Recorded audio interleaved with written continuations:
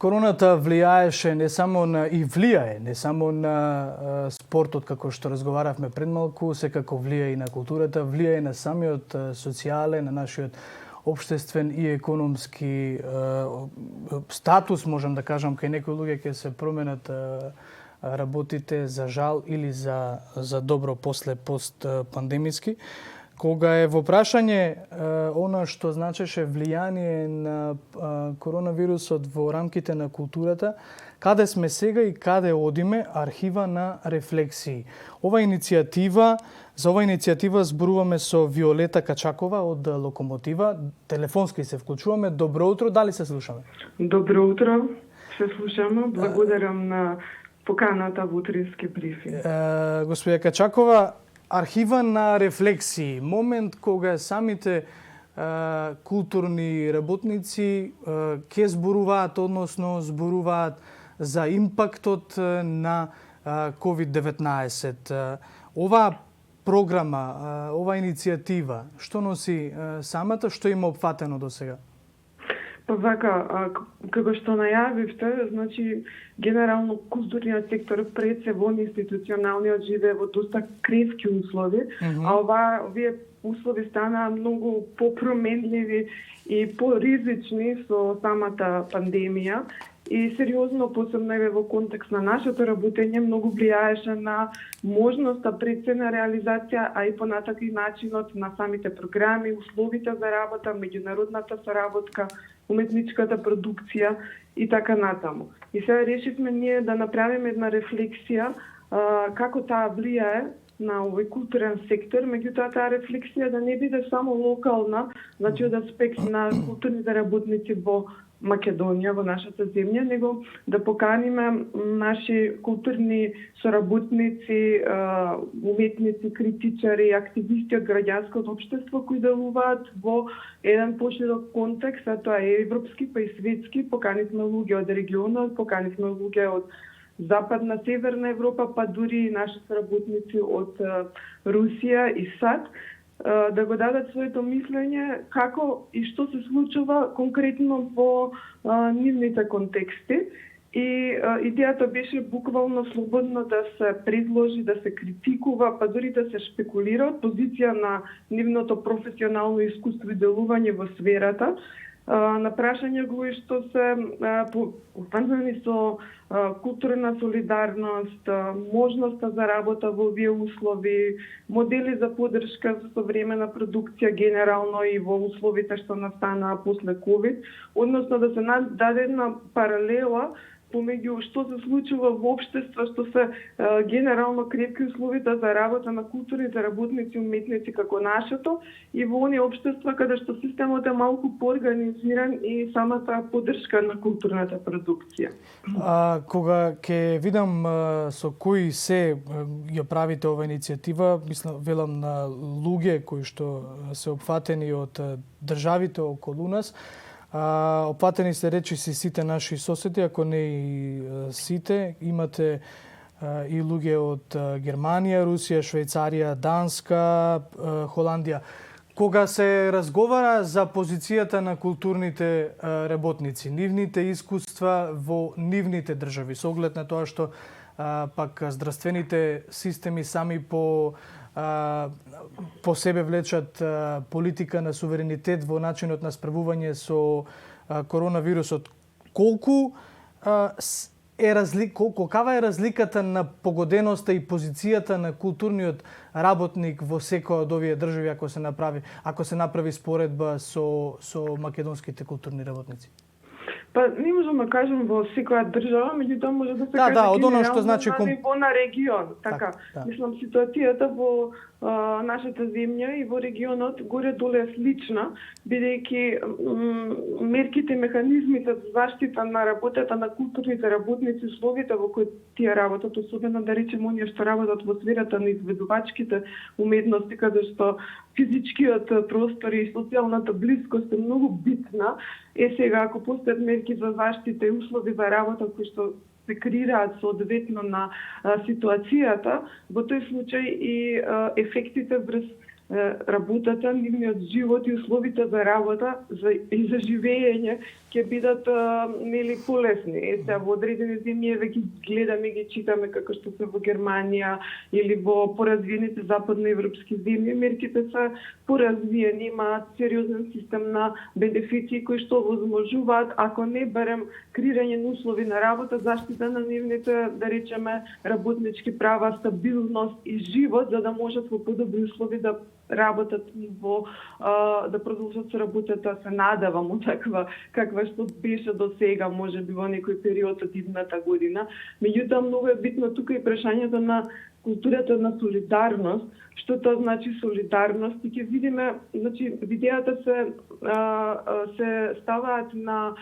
YouTube каналот на Локомотива и потоа се дистрибуираат преку социјалните медиуми. Од 27 мај до сега имаме секој работен ден по едно видео. Така да секој кој што е заинтересиран може да го види видеото и таму ќе ги видите различните мислења на различни луѓе. Од аспект на култура на солидарност, од позиција дека воопшто не постои култура на солидарност, бидејќи култура на солидарност не е пракса што треба да се развие во услови на криза, туку е пракса што треба да се практикува како нормален однос на грижа за другиот кој што има полоши услови за живот или работа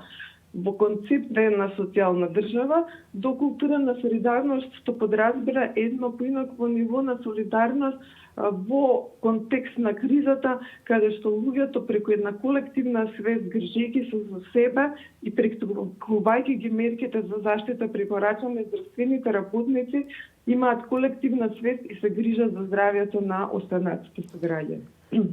Господја Качакова, кога зборуваме за културата, кога зборуваме за оние сега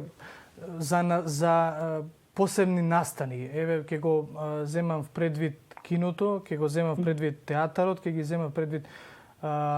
операта и балетот. Многу тешко ќе биде да се приспособи публиката на нешто што значи ново, барем во наредните година-две, или може ли да зборуваме воопшто за отворање на кината, театрите и другите културни установи, односно домови во рамките на државата, каде што таа социјализација ќе се одвива непречено, а публиката ќе може непречено да учествува, односно да ги гледа сите оние културни уметници, дали се на платно. Веројатно на платно ќе биде полесно, ќе се најдат алтернативни начини. Меѓутоа театарот, балетот, тоа не може да се пресели на друго место надвор од самите установи. Па отварањето на институциите пред се зависи од состојбата како ќе се развива нормално нели со вирусот и од мерките што ќе бидат донесени на државно ниво и на ниво на културната политика и на ниво на политиката на самата институција. Сега од друга страна ние сме дел од една мрежа во рамки на еден проект европски што се вика ACT, Climate Transition, и голем дел од нив се институции од Европа кои што буквално работат во сферата на изведувачките уметности, современ танц и театар. И сега они во оваа криза што можат да промислуваат начини како да работат во овие услови, бидејќи условите се тие, значи каде што физички нема контакти, се има интересни предлози или експерименти кои што не знаеме како ќе будат во иднина, меѓу кои се на пример актерите се ставаат во самоизолација 14 дена за да можат да имаат таа физичка блискост на сцена, за да можат потоа непречно да работат за еден од друг, буквално да бидат свесни за заштита на нивното здравје. Потоа се канат драматурзи одредени дела да ги реадаптираат заедно со актерите и со режисерите, каде што ќе овозможат начин на изведба која што овозможува физичка дистанца или креирање на и презентација во малку поголеми простори него вообичаено, каде што ќе се може да има таа дистанца што се бара од помеѓу публиката и актерите за изведба на одредено танцово или театарско дело. Меѓутоа се овие експерименти адаптирани на конкретната ситуација која секако не можат да ја заменат таа социјална и физичка блискост и потреба за интеракција како природна потреба пред се на луѓето, а потоа особено битна во сферата на уметност и културата. Сега се надевам дека не знам, во догледно време или кога ќе се надмине целава оваа ситуација и ќе се врати на некоја нова нормала во начинот на работа и физичко поставување на делата, меѓутоа дека, како што велат и нашите учесници во оваа архива на рефлексии, можеби оваа ситуација на COVID-19 ќе не подзамисли и ќе ни даде нови можности како во полето на политиките, во самата култура, меѓутоа и на нивото како е третирана во поширок контекст социјално-економската политика или во социјално-економската политика, како таа културна солидарност или културна грижа за еднакви права и можности за работа на граѓаните, а преку тоа и на културните и уметнички работници, треба да се помисли и да се аплицира во некој нов тип на механизам и на начин на живот и работа. Например, сега станува доста актуелен во Европа концептот на универзален базичен приход. Дали тоа може да биде некаква реалност во контекст на една пракса на социјална држава или не, а со тоа и на начин на аплицирање во сферата на културата и уметност и намалување на нивната прекарна позиција пред се. Мислам, сето тоа се прашања кои што тек ќе се актуализираат, развиваат, разговараат, експериментираат, меѓутоа е важно да се постават и да видиме каде ќе одиме понатака. Така, веројатно доста е возможно и после ова, односно затворањето на прогласувањето на крајот на пандемијата, да се роди некој нов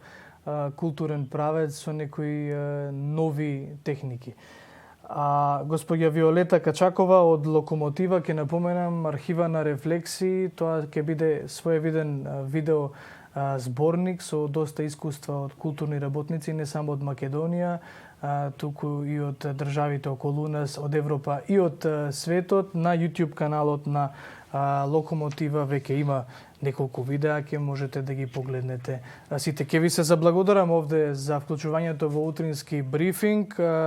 Се надевам дека се чувате, се надевам дека работите ќе се одвиваат и понатаму